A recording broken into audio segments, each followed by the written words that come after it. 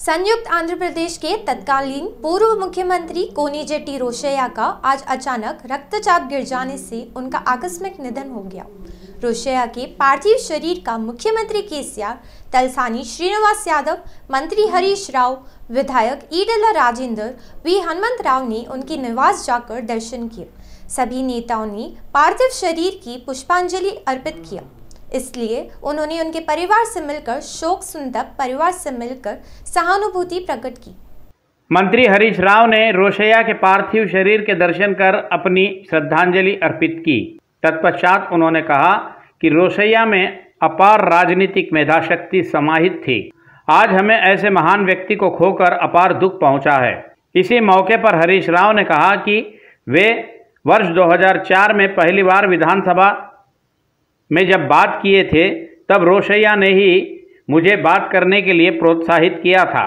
मंत्री ने कहा कि उनकी मौत दोनों तेलुगु राज्यों के लिए अपूरणीय क्षति है और उनके निधन से दोनों राज्यों के लोगों को हृदयों को आहत किया है।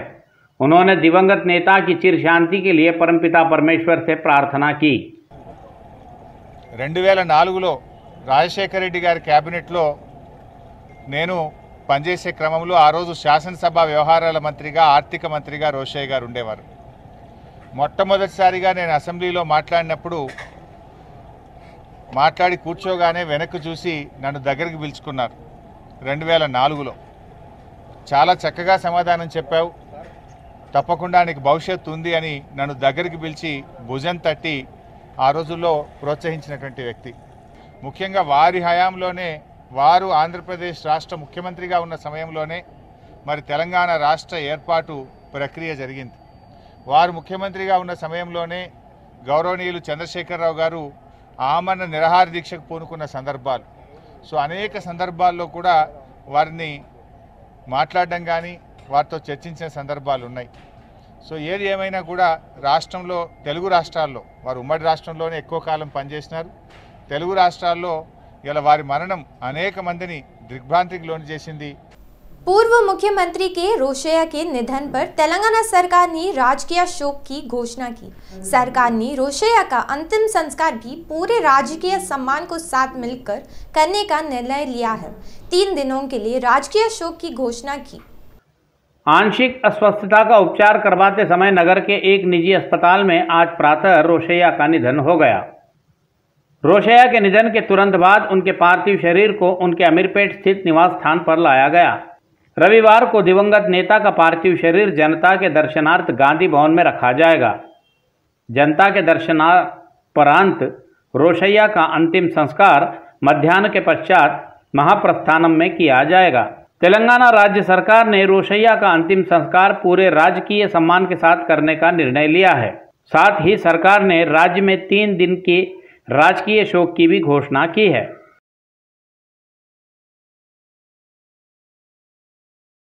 सिकंदराबाद ताड़बन वीरांजनेय स्वामी मंदिर में 43वें ब्रह्मोत्सव भव्य रूप से आयोजित किए जा रहे हैं। इस कार्यक्रम में मंत्री मल्ला रेड्डी तथा मंत्री तलसानी श्रीनिवास यादव उपस्थित होकर विशेष पूजा अर्चना की। ताड़बन वीरांजनेय स्वामी के 43वें ब्रह्मोत्सवों का आज अंतिम दिन है, जिस कारण आज मंदिर में भक्तों की भारी भीड़ उमड़ पड़ी। इस अवसर पर स्वामी के निज रूप अलंकरण में स्वामी के भक्तों के दर्शन दिए। इस अवसर पर राज्य के मंत्री C.H. मल्ला रेड्डी, मंत्री तलसानी श्रीनिवास यादव आदि प्रमुख लोगों ने भाग लेकर स्वामी की विशेष पूजा आदि कर तीर्थ प्रसाद ग्रहण किए।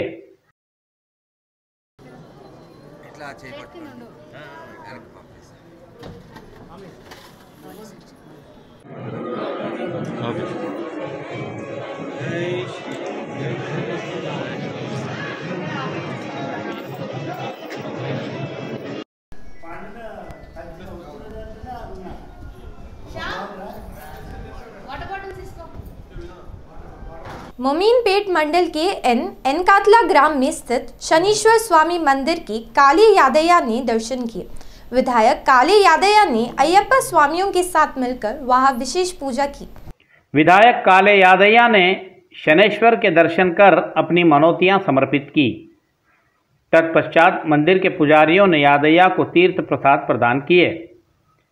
इस अवसर पर यादया ने कहा कि आज शनैश्वर स्वामी के दर्शन कर उन्हें काफ़ी आनंद हुआ है। उन्होंने बताया कि समस्त हिंदू जनमानस शनैश्वर की पूरी श्रद्धा भक्ति से पूजा करता है। इस अवसर पर स्थानीय टीआरएस के नेता तथा नवाबपेट मंडल के नेता, कार्यकर्ता आदि उपस्थित थे। वरिष्ठ कांग्रेसी नेता जाना रेड्डी ने कहा कि वह रोशैया के साथ मेरा 32 वर्षों का गहरा संबंध है। जाना रेड्डी ने शोक विवाकी व्यक्त करते हुए कहा कि रोशैया ने आकस्मिक निधनों से उनका गहरा झटका लगा है।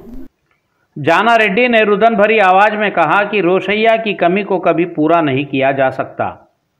इसी संदर्भ में पूर्व मंत्री जाना रेड्डी ने दिवंगत रोशैया के प्रति भावभीनी श्रद्धांजलि अर्पित कर बताया कि वे परस्पर पार्टी के निर्माण के विषय में व्यक्तिगत विषयों में बहुत ही आत्मीयता के साथ पूरी भाईचारगी से रहते थे।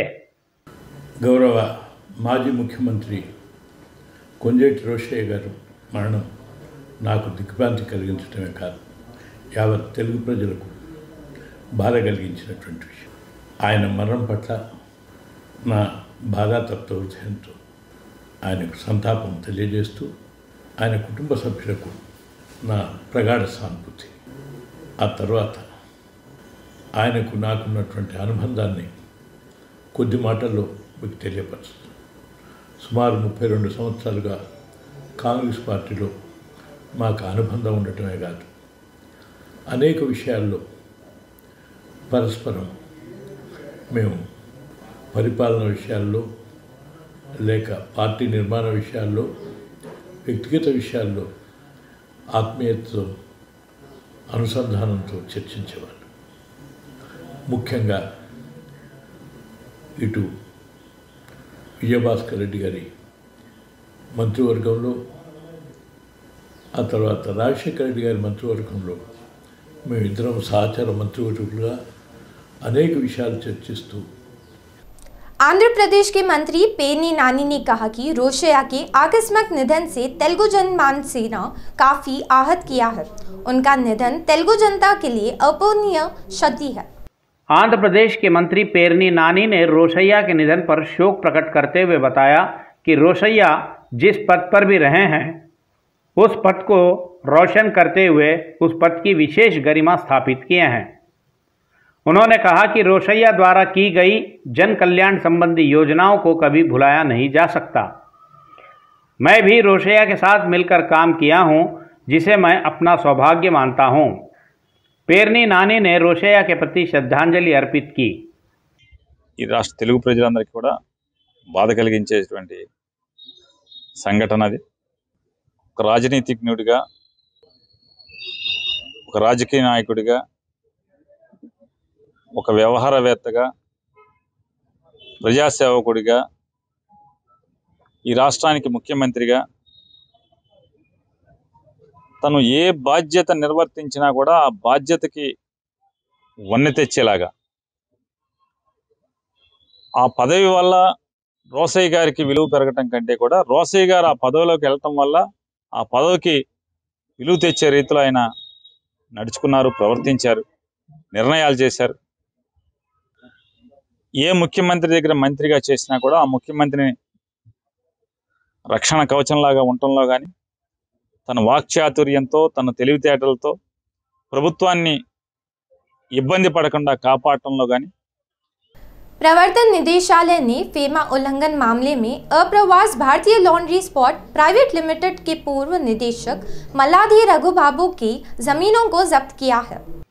प्रवर्तन निदेशालय ने लॉन्ड्री स्पॉट प्राइवेट लिमिटेड पर 21,96,000 रुपयों का जुर्माना भी लगाया।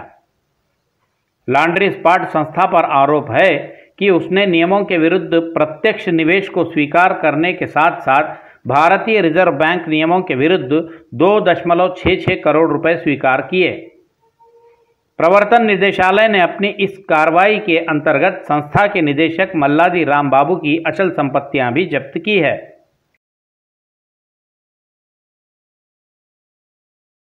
वरंगल जिले में मानहानि को लेकर एक हत्या घटी है। यहाँ एक मां ने अपने गर्भ से जन्मी पुत्री को अपनी मां के साथ मिलकर हत्या कर दी। यहाँ पर्वतगिरी में घटी यह घटना हुई देरी से प्रकाश में आई है। मृतक युवती का नाम अंजलि 17 वर्ष बताया गया है, जो उसी ग्राम में रहने वाले युवक प्रशांत से प्रेम करती थी। स्थानीय ग्राम निवासी युवक प्रशांत तथा अपनी पुत्री के बीच चल रहे प्रेम संबंधों को लेकर अंजलि की मां तथा उसकी नानी ने उसे प्रेम जाल से बाहर आने तथा अपने परिवार के मान सम्मान को धूमिल न होने देने का आग्रह किया। अंजलि से आग्रह कर उसे सतर्क एवं सचेत भी किया गया। मां तथा नानी की बात अंजलि द्वारा न मानने से मन में अपने अपमान की बात रखकर मां तथा नानी ने गत माह की 19 तारीख को अंजलि का गला घोंटकर उसके मुख पर तकिया दबाकर सांस न लेने जैसा स्थिति पैदा कर उसकी निर्मम रूप से हत्या कर दी। अंजलि की मौत के बाद उसकी मां तथा नानी ने ग्राम में यह कहकर प्रचार किया कि अंजलि ने नींद की गोलियां खाकर आत्महत्या कर ली है। उन्होंने इसी बात के सहारे आसपास के लोगों को विश्वास में भी ले लिया था। अंजलि की संदेहास्पद मौत का मामला दर्ज कर मामले की गहन जांच की तो वास्तविकता बाहर आई। अंजलि की मां तथा नानी ने अपनी जाति के निचली जाति के युवक से प्यार कर परिवार का अपमान कर रही है कहकर ही उन्होंने अंजलि की गला घोंटकर हत्या की है। दोनों आरोपी महिलाओं ने अपने जुर्म को पुलिस के समक्ष कबूल कर लिया है। पुलिस मामले की जांच कर रही है। ప్రేమ వ్యవహారంలో ఇష్టం లేక మందలించడంతో ఆ అమ్మాయి ఏవో మాత్రలు మింగి చనిపోవడం జరిగిందని ఆమె తల్లి ఆమె అమ్మమ్మ కంప్లైంట్ చేయడం జరిగింది। దీన్ని సస్పిషియస్ డెత్ కేసు కింద పర్వతగిరి పోలీస్ రిజిస్టర్ చేసుకుని మామనూరు ఏసీపీ నరేష్ గారి పర్యవేక్షణలో ఇన్స్పెక్టర్ విశ్వేశ్వర్ దర్యాప్తు చేయడం జరిగింది। ఈ దర్యాప్తులో ఆమె వేరే కులానికి చెందిన వ్యక్తిని ప్రేమించడం వద్దని తల్లి అమ్మమ్మ వారించడంతో ఆమె ఒప్పుకోకుండా ఉండడం వల్ల వీరామెని చంపడం జరిగింది। సస్పిషియస్ డెత్ కేసు మర్డర్ అని తేలడం జరిగింది। ఆ అమ్మాయిని ఊపిరాడకుండా దిండుతో ఒత్తి ఆమె తల్లి ఆమె అమ్మమ్మ చంపడం జరిగింది। వారిద్దరి పేర్లు ఉబ్బని సమ్మక్క నాము యాకమ్మ। विक्रमपुरी विश्वविद्यालय परिधि के संबंधी डिग्री कॉलेजों के द्वितीय सेमेस्टर की परीक्षाओं में 21 विद्यार्थी डीबार किए गए हैं।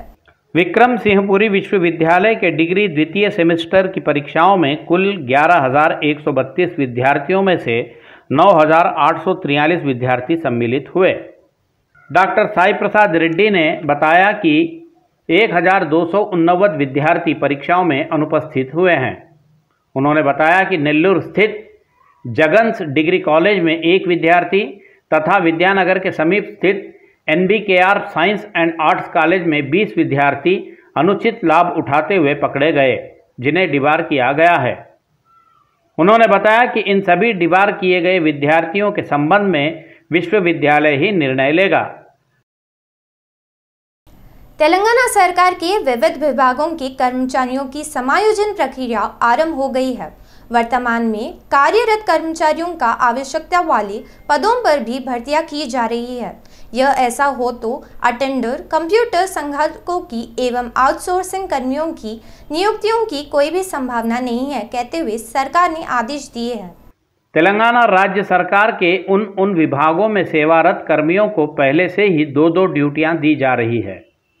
इस पर कर्मचारी अब भी उच्च अधिकारियों से इस विषय पर अपनी दोहरी सेवाओं पर चर्चाएं कर रहे हैं। यह ऐसा हो तो राज्य सरकार ने ठेका पद्धति पर आउटसोर्सिंग नियुक्तियां न करने के आदेश जारी किए हैं। अधिकांश विभागों में महत्वपूर्ण एवं मुख्य स्थानों पर प्रभारियां ही काम कर रहे हैं। वैसे एक विभाग में न्यूनतम 40 से 60 तक मुख्य पद रिक्त पड़े हुए हैं। वहीं दूसरी ओर गत 1 वर्ष से रिक्त पड़े वीआरए पदों पर समायोजन की प्रक्रिया कुछ हद तक आरंभ हो गई है। हाल ही में जल सिंचाई विभाग का पुनर्विभाजन कर नए कार्यालयों का गठन भी कर दिया गया है। इसी परिप्रेक्ष्य में अधिकांश क्षेत्रों में कर्मियों के न होने की पहचान की गई है। वर्तमान समय में 10वीं तक की पढ़ाई किए वीआरए कर्मियों को लश्करों के पद पर नियुक्त करने का प्रस्ताव रखा गया है। यह भी जानकारी मिली है कि इस प्रस्ताव को मुख्यमंत्री केसीआर ने भी अपनी स्वीकृति प्रदान की है। इसी प्रकार 3,360 लोगों को राजस्व विभाग से जल सिंचाई विभाग में स्थानांतरित करने की फाइल भी तैयार की गई है। यह भी जानकारी मिली है कि आज या कल इस संबंध में भी आदेश जारी होने की संभावनाएं हैं। इस प्रकार से 10वीं तक की शिक्षा प्राप्त किए लोगों को मस्कूरी निरड़ियों के रूप में बदले जाने के प्रयास अब भी जारी है।